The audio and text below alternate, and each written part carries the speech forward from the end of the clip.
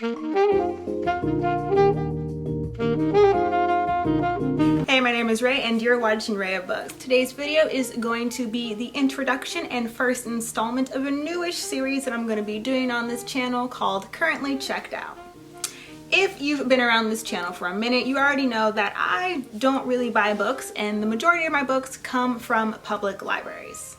I live in San Francisco, so the San Francisco Public Library System is the library system that I use most often and will probably be where I get the majority of my books from. However, I also use library systems in other counties such as Sonoma, Oakland, Berkeley, and Los Angeles, primarily for their ebook collection. Fun fact, if you live in California and can prove that you're a California resident with your California state ID or a PG&E bill or something along those lines, most libraries, or most public libraries at least, will allow you to get a public library card. There are a few counties that are an exception to the rule, but for the most part, you can get a library card at almost any public library in California. I currently have active library cards from, of course, San Francisco Public, Oakland, Berkeley, Burlingame, Mill Valley, Palo Alto, Sonoma, Napa, San Jose, Sacramento, San Bernardino, I can never say it right, Los Angeles, and last but not least, San Diego. So it's pretty needless for me to say that I love libraries. I absolutely love the wealth of resources that they provide, and I really want to showcase that on this channel. Also, it doesn't hurt that the library saves me a ton, like a ton of money. Every week I'm going to be telling you every single item that I currently have checked out from the library, be it a magazine, a Discover and Go museum pass, a DVD, a CD, a database that I used, a newspaper article that I read. Every single week I'm going to give you guys a price tally of what I would have spent on these items if I hadn't got them from the library instead. For the books, I'm going to be having two different kind of categories. I'm going to treat the book prices as if I were buying them brand new from my two local bookstores.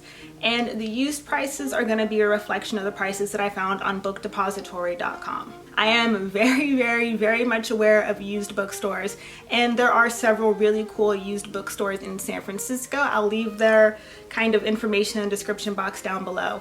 But for the most part, these places don't advertise their used book inventory online, and I'm not going to call them up every single week and ask if they have such and such book used and how much it is. That's just a little bit more time and energy that I'm not willing to invest. So now that I've given you guys a brief overview of how this whole kind of series is gonna work, and of course there will probably be some tweaks and edits further on down the line, let me just tell you about all the books that I currently have checked out from my public library this week. Oh, I also want to say that the descriptions and synopses for all of these books will be in the description box down below if I have enough room to fit them all in. The first book that I have checked out is Kinda Vegan, 200 Easy and Delicious Recipes for Meatless Meals When You Want Them. I'll admit that I'm incredibly guilty of falling into the typical trope of setting New Year's resolutions of I'm gonna cook more in the new year, or I'm gonna cook more next month, next week, etc. But you know what, this time I think I might actually stick through with this. Cooking for myself would be a lot easier on my wallet and on my body. The second book that I currently have checked out from the library is Canned: The Rise and Fall of Consumer Confidence in the American Food Industry by Anna Zeide. I honestly don't know how I ended up with this book. I think I was browsing the catalog and it looked interesting, so I requested it. And now that I've actually looked at it and kind of read the synopsis, I'm not really sure I'm gonna read it. But it did seem like a pretty interesting title when I first came across it. The third book that I currently have checked out from the library is Africaville by Geoffrey Colvin. I came across this one on Goodreads and the synopsis absolutely sounded fascinating, so I was super duper excited when I saw that the library system had it, so I requested for it to be sent from the Visitation Valley branch to my branch. The story chronicles 3 generations of an African family living in Nova Scotia, Halifax in Canada during the 20th century. The story covers issues such as race relations, passing, identity, what else does it cover? Community, the meaning of home, and just kind of the overall-ish Black experience of the 20th century. The 4th book that I currently have checked out from the library is Royal Holiday by Jasmine Gullah. Maybe. If I don't hear a last name a million times, I will not get it. I read the entire series so far. This is the 4th book in the series. And as much as I didn't like the wedding party, I'm kind of hoping that this one will be a little bit different, but I don't have very high expectations or hopes, sadly. I am interested in seeing how this author tackles an older romance, especially when most of her characters have been kind of in their mid-20s or early 30s at the latest. The 5th book that I currently have checked out is Beloved by Toni Morrison. This book actually happens to be the San Francisco Public Library's On the Same Page book for January/February, and On the Same Page is kind of like a city-wide read-along, and there will be a lot more information about it in the description box down below, so feel free to click around if you'd like. I haven't read a Toni Morrison book in probably 10 years, I want to say, and the last time I read one was definitely in high school. My last vivid memory of reading a Toni Morrison book was in high school, and I think it's probably time for me to remedy that and to read her work without the expectation of school and having to write a great amazing paper based off of it. So fingers crossed I can get through Beloved this time. Beloved? Beloved? What is it? Is it Beloved or Beloved? The 6th book that I currently have checked out is White Negroes When Cornrows Were in Vogue and Other Thoughts on Cultural Appropriation by Lauren Michelle Jackson. I mean, how could I not want to check out that title? Like, it's so catchy. Plus, I also really love reading books that are focused on the Black experience of cultural appropriation and not what white people think cultural appropriation is, especially in America. I actually finished this book before I sat down to film this video, and my really quick and brief review of it is I loved it. It's definitely a 5-star book for me.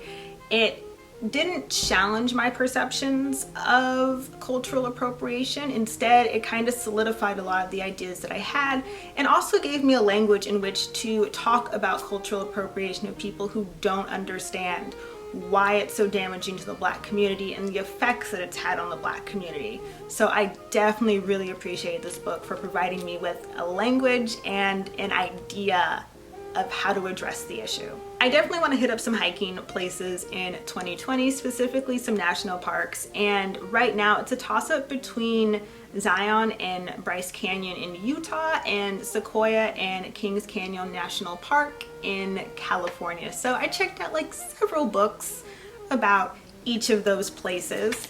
I have a Falcon Guides Hiking Sequoia and Kings Canyon National Park book from 2016.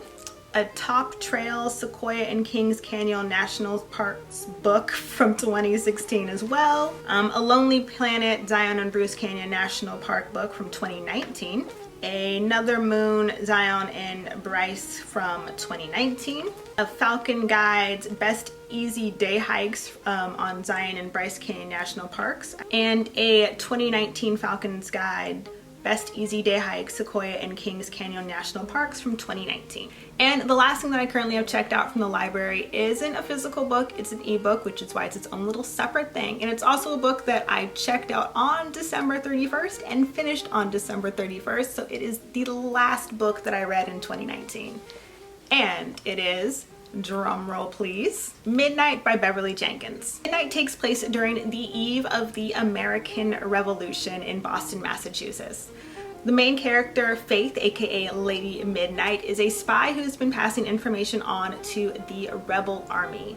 The other main character, Nicholas Gray, is pretty much a rebel who's come back to Boston, Massachusetts because he wants to avenge the death of his father, who he believes was betrayed by one of the people within the community.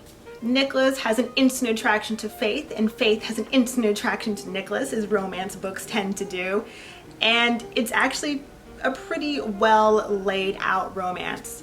Nicholas knows that the last person who has seen his father alive was Lady Midnight. However, he does not know that Faith is Lady Midnight, and it's kind of like, is this secret going to unhinge their relationship?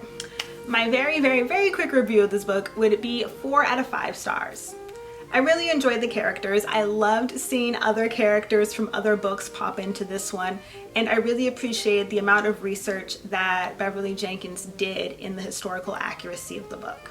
However, even though I absolutely loved reading it, it's not a book that I would go out of my way to reread, or really even out of my way to purchase.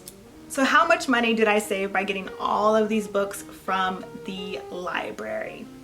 I have all of the numbers on my phone. If I'd gotten all these books from Green Apple, it would have cost me $241.97 or $262.54 with tax. If I got all of these books from Books Inc., it would have cost me $241.71. It was weird. I did the math 3 times. That's what I came up with. Or $262.26 with tax.